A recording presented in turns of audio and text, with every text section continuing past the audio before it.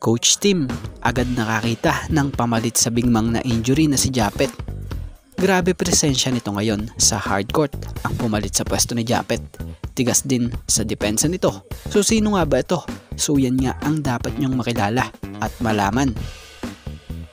So matatandaang una nang napabalitang posibleng mawala ng ilang araw o linggo sila Japet at maging itong si Stephen Holt dahil na nga sana tumong injuries ng mga ito. So about kay Japet, nagtamo nga ang Ginebra big man na ito ng groin strain sa dying moments ng kanilang laro kontra Eastern, kung saan after nito mapapansing iika-ika habang papalabas ng court ang nasabing big man.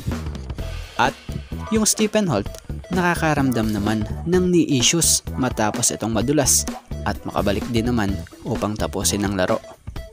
So ayon kay Coach Tim, malaking factor sa injuries na ito ay ang 4 na sunod-sunod na schedule ng Ginebra mula noong December 11.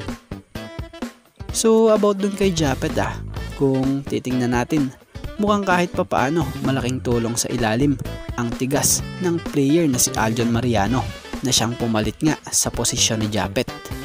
So si Mariano bagamat undersize sa posisyon, pero ang laruan naman kala mo pang 6'9 big man na kung saay hindi nga makikita sa stat sheet yung naiaambag niya, kundi doon sa presensya niya kasama ang team ng Barangay Ginebra.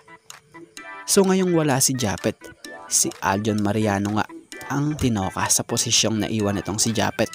At nakita yon dito kontra Terra Firma.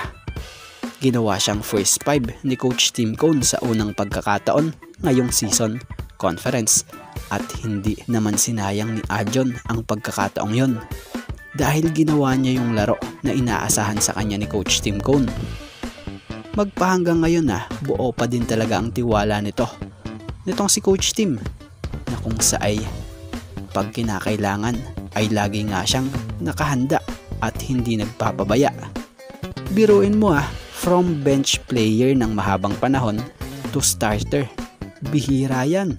At si Aljon lang para sa akin ang nakikita kong ganyan para kay Coach Tim.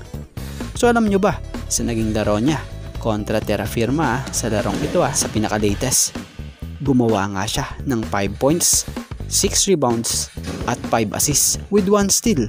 At siya nga po ang may nakuhang pinakamataas na plus minus sa Ginebra na kung saan plus 27 siya. So grabe ang impact ni Aljon sa Ginebra. Nawala man si Japet, pero para ding andun pa rin dahil sa laki ng naiaambag ni Aljon ngayon sa Barangay Ginebra.